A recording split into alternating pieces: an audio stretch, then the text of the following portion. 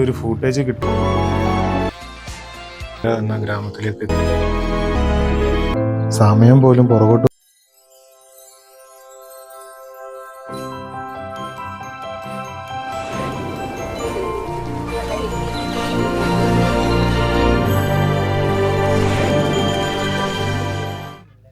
So guys, welcome to the episode of കിന്നക്കോരൈ part 2.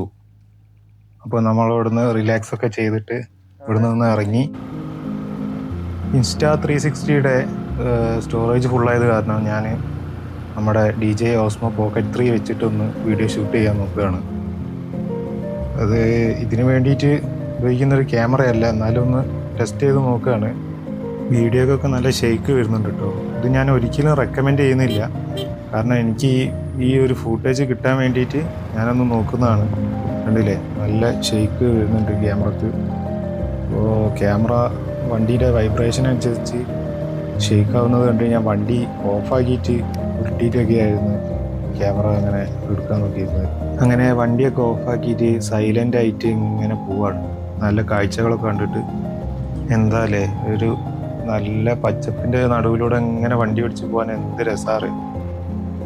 Shino ഇങ്ങനെ മുന്നിൽ ഇങ്ങനെ പാഞ്ഞ് പോകുന്നുണ്ട്, പക്ഷെ ഞാൻ വണ്ടി ഓഫാക്കിയിട്ട് ഇങ്ങനെ മെല്ലെ ഇങ്ങനെ അതൊക്കെ ആസ്വദിച്ച് പോയിക്കൊണ്ടിരിക്കുകയാണ്.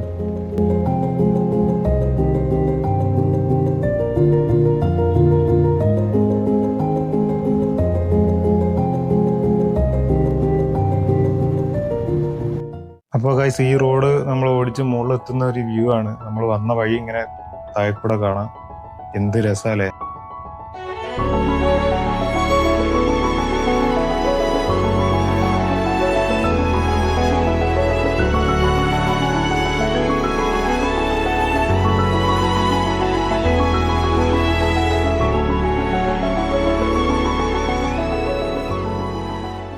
പിന്നെ ആ ഒരു വ്യൂ പോയിന്റിൽ നിന്ന് ഞങ്ങൾ വണ്ടി ഓടിച്ചെത്തിയത് ഈ ഒരു സ്ഥലത്താണ്.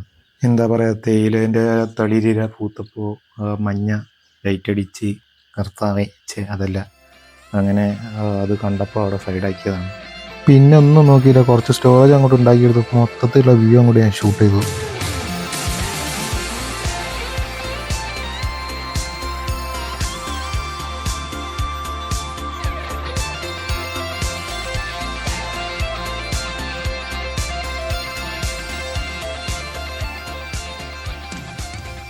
അങ്ങനെ പോകെ പോകെ റോഡിൻ്റെ വീതി കുറഞ്ഞു വരുന്നതായി എനിക്ക് അനുഭവപ്പെട്ടു. ഇപ്പോൾ ചെറിയൊരു റൂട്ടിലൂടെയാണ് പോയിക്കൊണ്ടിരിക്കുന്നത്. ഇതാണ് കിന്നക്കോരയിലേക്കുള്ള വഴി. അങ്ങനെ വന്യമൃഗങ്ങളും കാര്യങ്ങളൊക്കെ ധാരാളമായിട്ട് വരുന്ന വഴിയാണ്. സൂക്ഷിച്ചും കണ്ടൊക്കെ പോകണം. ഇനി ഏകദേശം ഒരു 10 കിലോമീറ്ററും കൂടെ ഒന്നും പിന്നിട്ടാൽ നമ്മൾ കിന്നക്കോര എന്ന ഗ്രാമത്തിലേക്ക് എത്തിപ്പെടുന്നതായിരിക്കും.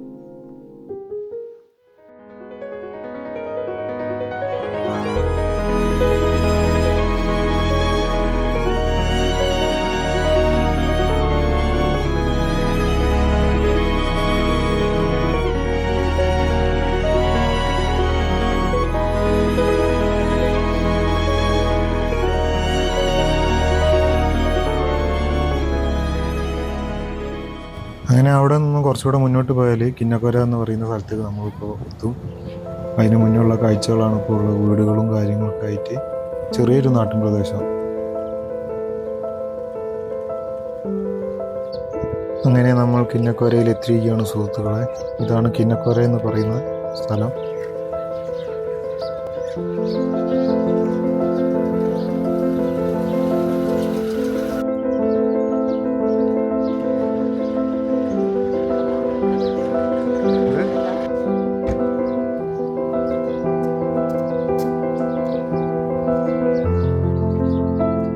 ഈ ഒരു ഉച്ച 2 മണി സമയത്തും ഇത്രക്കും മഞ്ഞ് ഒന്ന് ആലോചിച്ച് നോക്കിയാട്ടെ.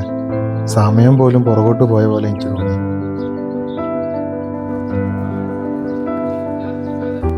ഇനി ഇവിടുന്ന് വേണമെങ്കിൽ മുന്നോട്ട് പോകാം, പക്ഷേ അവിടുന്ന് അങ്ങോട്ട് കടത്തി വിടൂല, പോലീസുകാർ അവിടെ നിൽക്കുന്നുണ്ട്. അപ്പോൾ ഞങ്ങൾ തിരിച്ചു പോരുകയാണ്.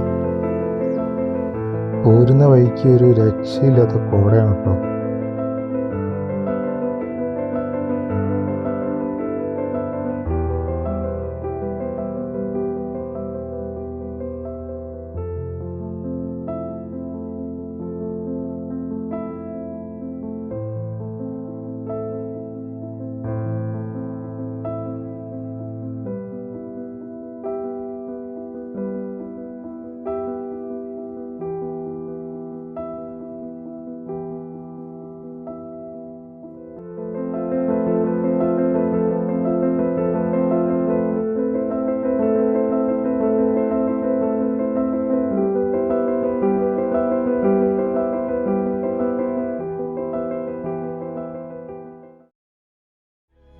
അപ്പോൾ ഗൈസ്, ഇതായിരുന്നു എൻ്റെ കിന്നക്കോര യാത്രയിലെ അനുഭവങ്ങൾ പറഞ്ഞാൽ ഇത്രയൊന്നുമല്ല, ഇതിലേറെ ഉണ്ട്.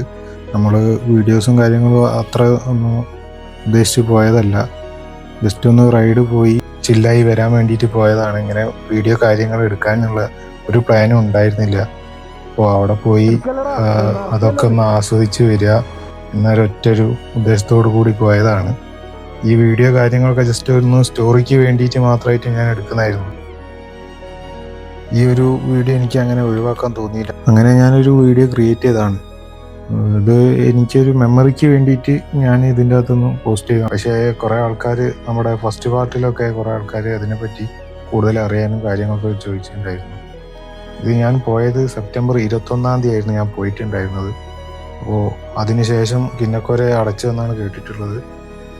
കുറേ ആൾക്കാർ ഇന്നോവയിലൊക്കെ വന്ന എന്തൊക്കെയോ പ്രശ്നങ്ങളും കാര്യങ്ങളൊക്കെ ആയിട്ട് ഇപ്പോൾ ആരും അവിടേക്ക് കടത്തി വിടുന്നില്ല. റൈഡേഴ്സിനെ സംബന്ധിച്ച് വലിയൊരു നഷ്ടമാണ്. ഇപ്പോൾ ഇനി അത് തുറക്കുന്നുള്ള പ്രതീക്ഷയിലാണ് ബാക്കിയുള്ള എല്ലാ ആൾക്കാരും ഇരിക്കുന്നത്. അപ്പോൾ താങ്ക്സ് ടു ഷിനോയ്, അവൻ്റെ ഒരു ഗസ് കൊണ്ടാണ് ഈ കാഴ്ചകളൊക്കെ കണ്ട് പോരാൻ കഴിഞ്ഞത്. ഇനിയിപ്പോൾ എന്താണെന്നറിയില്ല, എപ്പോഴാണ് തുറക്കാമെന്നറിയില്ല. We are hoping our best to see again. Thank you for watching.